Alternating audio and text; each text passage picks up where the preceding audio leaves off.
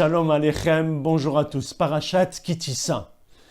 Nous allons trouver dans le chapitre 31, au verset numéro 16, le fameux, le très célèbre Veshameru Bnei Israël et Shabbat, etc. Verset que nous lisons lors du Kiddush du Shabbat matin.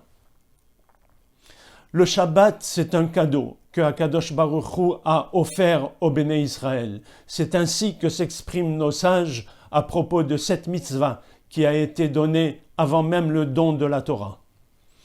Aussi, le Chafetz Chaim de commenter par une parabole le rapport qui existe entre Akadosh Baruch Hu, le peuple juif, et ce cadeau. En effet, il nous dit que cela ressemble à une jeune femme et un jeune homme qui se sont fiancés.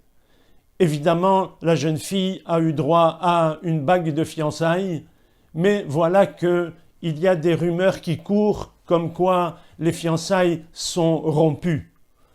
Alors, quelle est la meilleure façon de vérifier si, oui ou non, ces fiançailles ont été rompues? Eh bien, ça sera d'observer et de voir si la bague se trouve toujours autour du doigt de la jeune fille lorsqu'elle sortira de chez elle. Si c'est le cas, eh bien, ces rumeurs seront infirmées. Par contre, si ce n'est pas le cas, si la bague n'est plus au doigt de la jeune fille, alors on pourra penser effectivement que, malheureusement, les fiançailles ont bel et bien été annulées. Il en est de même, nous dit le Chafetz Chaim, pour le peuple juif, qui a toujours été, depuis toujours attaqué, depuis toujours accusé d'avoir été abandonné par Akadosh Baruch Hu parce qu'il n'a pas été à la hauteur des attentes divines. Alors, bien que la Torah nous dise que Akadosh Baruch Hu n'abandonnera jamais ni son peuple, ni la terre d'Israël, il n'en reste pas moins que le moyen le plus facile de confirmer que ces rumeurs sont fausses, c'est de voir le rapport entre le peuple juif et ce cadeau, cette bague de fiançailles qui n'est autre que le Shabbat. Lorsque le peuple juif reste attaché à l'observance, à la garde des mitzvot du Shabbat, eh bien ces rumeurs sont tues. Elles n'ont pas de valeur. Par contre, si on en vient à constater que, chas v'chalila, le peuple juif ne garde plus le Shabbat comme il se doit, eh bien cela signifierait un éloignement du peuple juif d'avec Akadosh Baruch Hu. Aussi, le premier message, c'est de se renforcer et de faire attention à toutes les mitzvot de Shabbat, pour manifester ce signe exceptionnel qu'est le Shabbat en tant que notre bague de fiançailles. À propos du Shabbat, il faut savoir Shamor vezachor bedibur ehad ne'emru. Nos sages, dans le traité de Shevuot, nous expliquent que les deux mots Shamor et Zachor ont été prononcés par Akadosh Baruch Hu en une seule et même parole.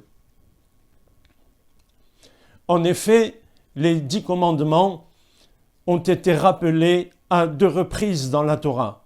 Une première fois dans la paracha de Yitro, dans le livre de Shemot, et une seconde fois dans la paracha de Va'et Hanan, dans le livre de Devarim. Seulement, les termes même qui ont été employés diffèrent légèrement d'une paracha à l'autre. En effet, dans la paracha de Yitro, il est écrit à propos de la prescription du Shabbat, Zachor et Yom HaShabbat le Kadesho. Zachor, souviens-toi du jour du Shabbat pour le sanctifier. Par contre, dans la paracha de Va'et Hanan, il est écrit Shamor, le verbe change. Shamor et Yom HaShabbat le Kadesho. Garde, observe le Shabbat pour le sanctifier. Dans la paracha de Yitro, le terme Zachor, souviens-toi, nous ramène à une dimension active du Shabbat, c'est-à-dire les mitzvot positives, faire le kiddush, bien manger, bien boire, se délecter des mitzvot, des plaisirs du Shabbat, afin de le sanctifier. Par contre, dans la paracha de Va'et Hanan, le terme Shamor, lui, nous donne la dimension de s'abstenir, de prendre de la distance avec la matérialité. Et cela est représenté par les 39 travaux interdits. Seulement, Akadosh Baruch Hu n'a-t-il pas dit seulement une de ces deux choses? Eh bien non. Nos sages nous disent que lorsque Akadosh Baruch Hu a prononcé la prescription du Shabbat, il a prononcé une seule parole et le peuple au pied du mont Sinaï en a entendu deux. Il a entendu Shamor et Zachor.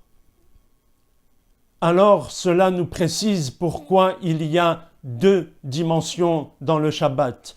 Une première dimension de festivité et une seconde dimension de l'observance des interdits. Et nos sages de nous dire Kol sheyeshno bishmira yeshno bizchira, c'est-à-dire que tout celui qui reste attaché à l'observance des interdits du Shabbat a quelque chose à voir avec la dimension du souvenir du Shabbat. C'est une expression un peu curieuse de nos sages, mais le commentaire en est le suivant. Prendre le kiddush, se faire un kiff avec quelques amis à la fin de l'office du Shabbat, c'est quelque chose de très facile, quelque chose de donné à tout le monde. Par contre, si juste après cela, on n'est pas capable de prendre de la distance avec la matérialité, on n'est pas capable de observer les interdits du Shabbat, alors tout celui qui ne prend pas part à l'observance des interdits, eh bien, il ne pourra pas prendre une part dans la dimension du souvenir du Shabbat et ne pourra pas goûter véritablement les plaisirs du Shabbat. C'est seulement celui qui comprend que ces deux dimensions du Shabbat sont une seule et même parole divine, et c'est seulement lui qui pourra goûter à une part du Me'en Olam Haba, c'est-à-dire une part du monde à venir, comme surnomment nos sages le jour du Shabbat. Et c'est seulement lui qui pourra se délecter des plaisirs du Shabbat. Be'ezrat Hashem, que de ces paroles nous puissions chacun nous renforcer dans les mitzvot et dans l'observance des interdits du Shabbat afin de nous délecter toujours un peu plus des plaisirs de ce saint jour et que de ce petit échantillon du Olam Haba, comme le surnomment nos sages le jour du Shabbat, que nous puissions très bientôt vivre Yom Shekullo Shabbat, une vie dans laquelle chaque jour sera un Shabbat avec la venue du Mashiach, Bimhera Beyamenu. Amen. Ken Yehi Ratzon. Shabbat Shalom. Kol Tuv Lachem.